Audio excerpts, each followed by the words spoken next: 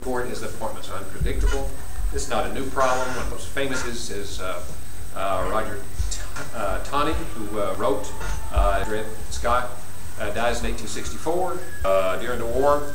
And Lincoln, just like modern president, said, look, we got two problems. We got Emancipation Proclamation, which was highly questionable whether you could do that. As you know, it wasn't done nationwide. It was only in areas still in rebellion against the United States, because that was, well, this is part of his war power.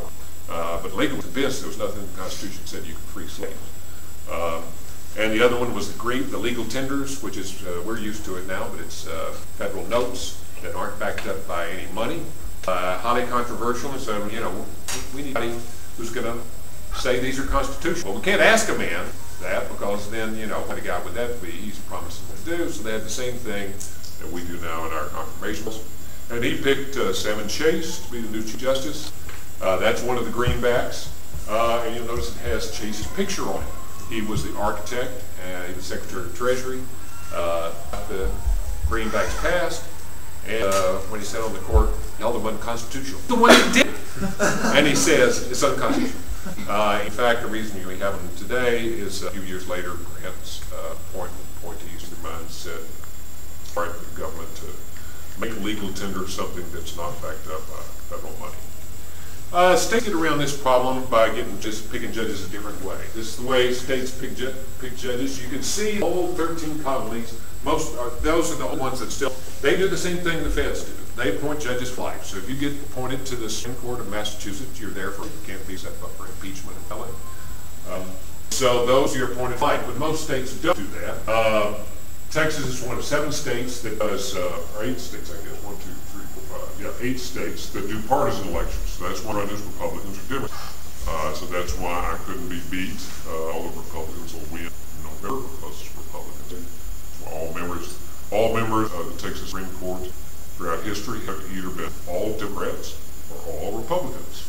Because this is not like the U.S. or the Senate or something where the Republican states and Democrat states. There's one state, statewide, whatever the state is, that's what the court's going to become. Most other states you can see, especially in the West, as part of the reform movements back at the turn of the century, progressives either have nonpartisan elections or they appoint some kind of appointed system, and then you can be either removed and then a retention. So if you live in some of these states, you'll see a long list, and you go in and vote. Should we retain this judge, this judge, to this judge, to this judge? California is the biggest example of that. Rose Bird, they've heard of, she was the California Supreme Court judge. If you look at penalties carried out, Texas, of course, carries out more death penalties, more executions than all the rest of the states put together. California has actually as many death penalty verdicts, they just don't execute anybody. They just leave them in jail until they die. I guess that's one kind of death penalty. But they, and part of that is because the California Supreme Court, Rose Bird in particular, wouldn't ever vote for death penalty, voted to reverse all of them for a political matter. And so they voted her out. They recalled her, same thing they did to Gray Davis and others like that. Looking at the states that do partisan election, how come we do partisan elections on Republicans and Democrats? What do those states have in common? Texas doesn't have a lot in common with Pennsylvania. And the answer is population. Those are 5 of the largest states, not California, Florida, and New York, but Texas is 2nd, Illinois 5th, 6th, Ohio 7th, Michigan 8th. And when you have a state, like in the most recent election, where you have 1.4 million people voting in a Republican primary, and then there'll be 7 million. My race in 2004, I think there was 6.5 million people voting. I don't know 6.5 million. 6.5 million people don't know me. So, you know, what do you want them to do? Just pick the guy with the catchiest name, you know, and like Roy Rogers to the Supreme Court. Oh, that sounds great. And the answer is they, in a populous state where people aren't going to know the judges, at least the party ballot tells you something about them. And it does tell you to somebody if a person's a Republican or a Democrat.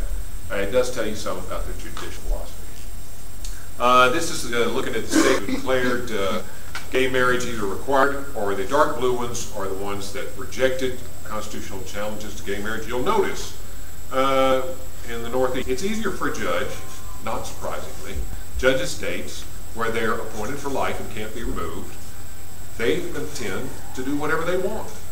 Why? Well, nothing will happen. But what happens in a state like Maryland, not known for being a particularly conservative state? The judges, it's one of the only ones on the northeastern seaboard, the judges get thrown out in potential elections. They do in gay marriage. They say that's a problem for the people. We're going to let you do that. We're not going to do that yourself. So it does put some restraint. If you have some kind of way to remove judges, it puts some restraint on what they're going to do. School offense cases are all over the map. It doesn't work in everything. There's lots of states where, the fact of the matter is, on lots of issues, I bet the Texas Supreme Court probably 85% of the things we did, if you asked the Republican and Democratic Party chairs of the state of Texas, they wouldn't care. They don't know. That's not that kind of an issue. So it's, on most issues it's not a deal, but on some it is. This is the unique factor of American juries, jury system. No other has juries in civil cases. There's 50 other countries that have juries in cases, and nobody ever asked for them. Nobody ever used them. You can technically have a jury trial. Japan, places, I think even Russia now, and criminal trial, and nobody asked for them. This is the only thing that, for car wrecks, we have jury trials. You can actually, on a parking ticket, if you push it hard enough, you can actually get a jury trial on a parking ticket. I don't advise it because the jury's going to be so mad at you. What's the trial? The trial's about a parking ticket. Yeah, they're gonna throw it. You may get the death penalty. Most ingenious, it's also been criticized for as long as it's been around. Most ingenious, infallible, secret defeat justice. The human wisdom could contrive. Mark Twain called it.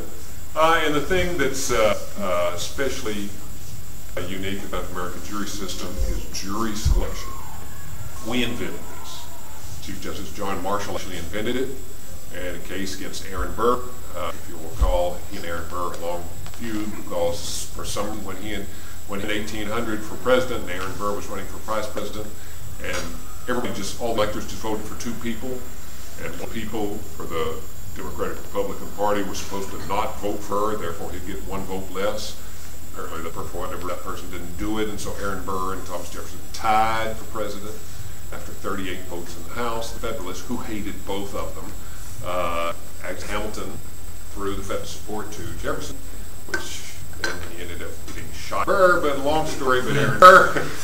Politics is bad now. Oh, it's so president. Come on, these people with each other.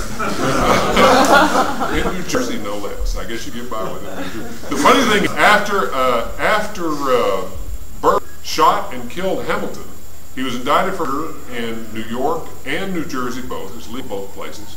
And so what does he escapes to Washington, D.C. and serves out 4 years as vice president. Nothing happened. The funny thing about this is, we get in trial, and we ask in trial, and we're going to get people selected on the jury by asking you questions like, you ever been sued? What magazines do you read?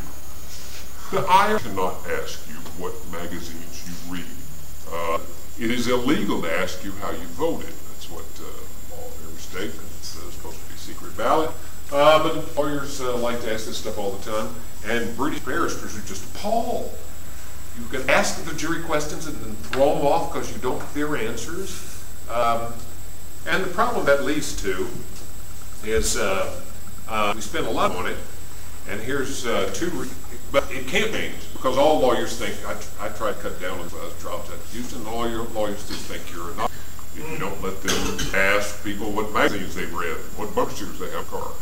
Of course, part of the reason to do that in all injury cases is, in injury cases, if you all have identified yourselves as card-carrying Republicans, the plaintiff's attorney will get rid of you because he knows all of y'all are conservative and won't believe all lawsuits are frivolous, so he's going to throw them off. And the attorney will do the same thing for Democrats, everybody that get thrown off of the jury. And so what we have is the people who don't have a clue about politics. That's who gets on the jury.